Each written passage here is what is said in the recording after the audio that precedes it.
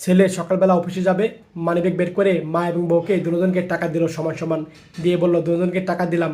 এই কথা বলে অফিসে যাচ্ছে। মা এবং বউ দুজন তাকে টাটা জানালো।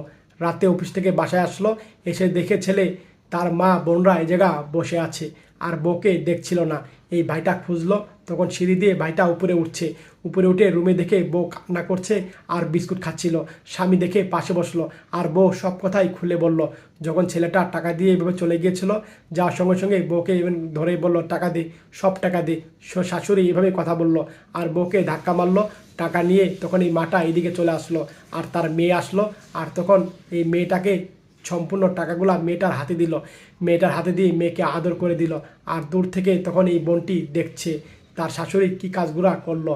আর তখন ঘরে মেহমান আসছে অনেকগুলা।